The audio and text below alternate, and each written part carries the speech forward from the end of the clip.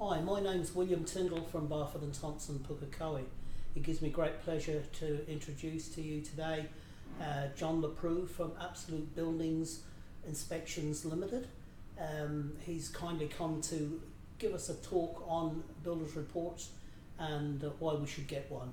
So I'll hand it over to you, John, and thank you very much for coming. Thanks, William.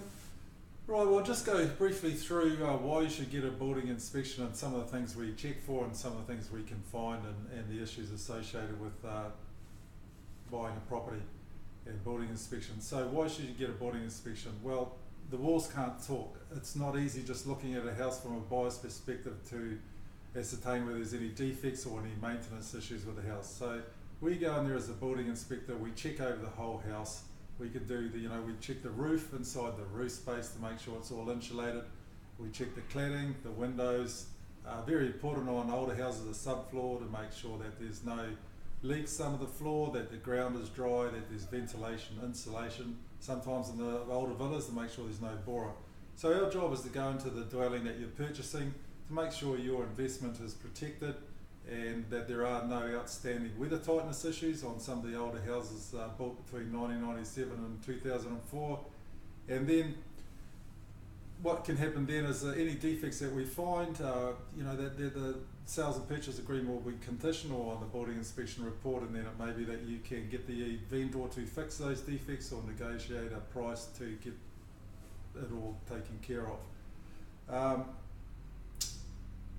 Some of the new rental regulations coming out in 2019 also require, if you're going to buy a property to rent it out, it's going to need to have the adequate insulation, the right smoke alarms. Basically, the government's ensuring that all the homes that are rented out in New Zealand from 2019 are going to be fit, healthy, warm, dry, etc.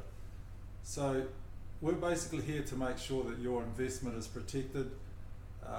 It's a good idea to get your property checked out to make sure there's no surprises. You want to make sure that when you move into your house, there's nothing that's going to come up and affect the value of your property after you've bought it. Thanks, John. And look, I really appreciate that. And I'd also add that I've often seen that people are putting their place on the market. Sometimes it's not a bad idea to get a builder's report done before it goes to the market as well, just to see if there's any stuff that they can fix before it goes to the market, so it's all good for the purchasers. Well, that's right, William, man. And a lot of times, we run into cases on a pre-sale inspections where the owner of the home or the vendor might not actually be aware that there's something wrong. We can go in there, check it out, pinpoint any issues that need, or any maintenance usually that needs to be done, so that their property can get the right value that they want. Lovely. Okay, well, I hope that's been helpful to you all, and we look forward to more podcasts on other subjects, but thank you very much for your attendance. Goodbye.